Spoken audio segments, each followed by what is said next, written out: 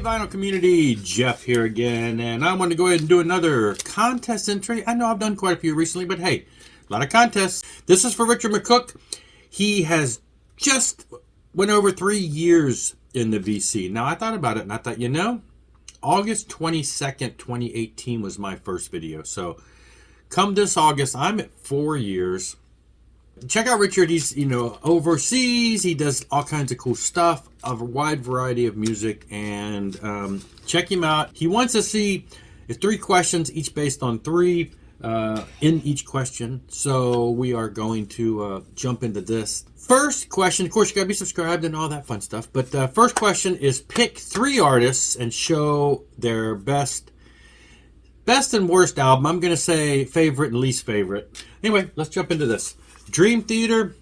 I learned about Dream Theater maybe a couple years into their world, like around the second, maybe the second album-ish, which would have been Pull Me Under and all that stuff. I lived on Long Island, New York, where they're from, and so they were a big thing there. And I heard a lot about them. I'm like, I need to check these guys out. Fell in love with them immediately. A couple years later, Metropolis. This album came out, blew me away. It's it tells a story, but it's just the musicianship is top notch and. This album got so much play that it's ingrained in me, and I just fell in love with them and everything. Now, as far as least favorite from the band, I am going to go with The Astonishing. No surprise here. This is a concept story album that they did a couple years ago. It's 4 records. It's in a box set.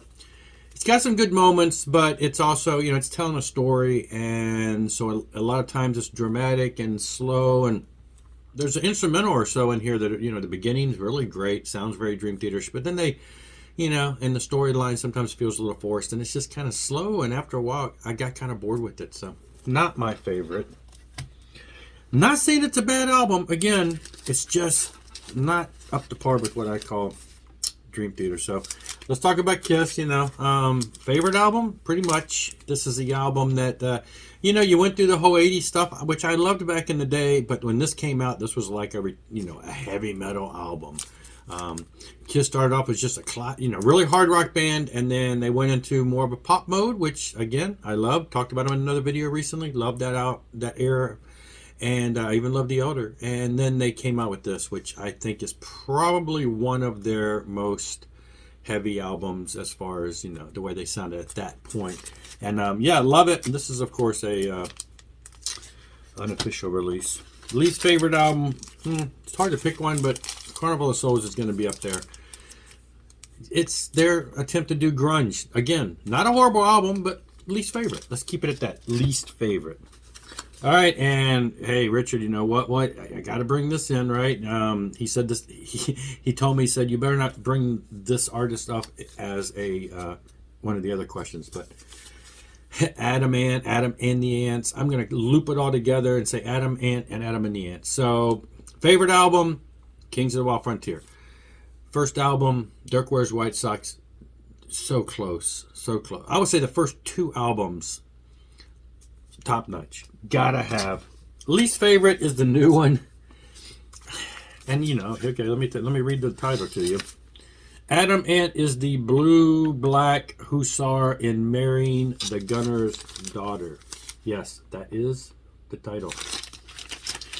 This is his latest album. This was like after years of silence, he came back. Even this one now, I guess, I can't remember, it's pushing 10 years old, but it's got its moments, but for the most part, I don't know. I don't get it. I know a lot of people that love this album, but I just didn't get it. It's lots of weird vocal styles, lots of layered vocals that sound like people moaning, and it is nothing like anything he's ever done before. And I just didn't connect with it. Didn't connect with it at all. I keep listening to it. I picked up that album for $10, figuring I had to try to give it a shot. And I just could never have gotten into it yet. All right, question number 2. Show 3 albums that you have on CD, MP3, or anything else that you would love to get on vinyl, or vice versa. If you got them on vinyl, you wish you had them on CD, etc. It's just, fun with music. First off, I'm going to say King's X Dogman. This is available. They released all the stuff, early stuff from King's X, but this one disappeared the fastest, and I to this day can't find it. And when you do find it, it's super expensive. The fact is, I have bought all the other King's X reissues. This is the only one I'm missing. So this is one that I really would like to find a copy of on vinyl for a decent price. Kiss, you wanted the best, you got the best. It is a album with a bunch of different tracks and live tracks and alternate takes and stuff.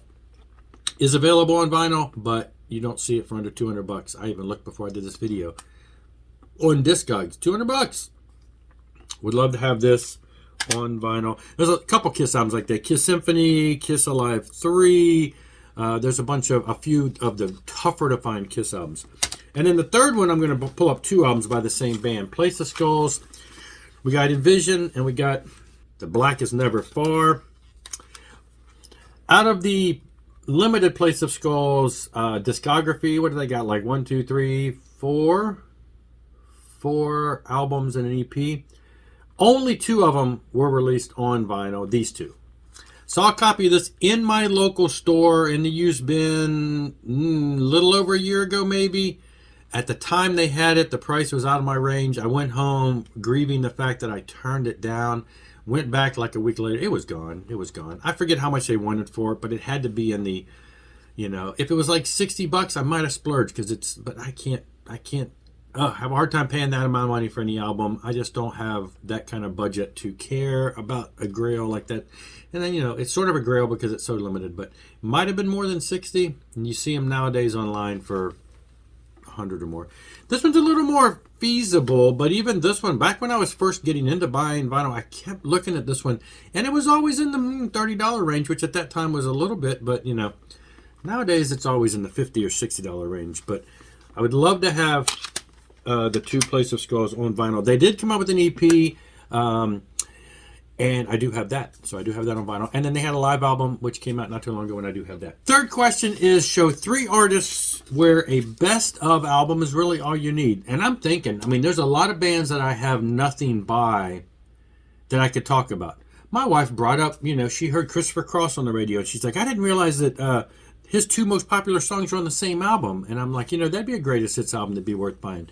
I'm thinking a lot of 80s pop stuff that a collection, a best of. I don't have anything by these bands, but a best of would probably be enough. Christopher Cross, Kenny Loggins. I have some Little River Band. That would probably been enough. So what I did is I picked some bands that I have an album 2 or 3 of. So I picked a couple bands that I have in my collection, but don't have their best of, but probably would be satisfied to just buy that. The Bee Gees. I love the Bee Gees. I love the disco era of the Bee Gees. I know their greatest hits album, their Bee Gees Gold or whatever. My friend had it. It is mainly all of the late 70s, early 80s disco-y type things. I'd love to have a best of album of their, their earlier stuff, the earlier 70s stuff, where they were Beatlesque, psychedelic, and something of a later date. But yeah, I have a couple albums from the 70s and this album, and I'd like to have a greatest hits would be probably enough. I love Loverboy.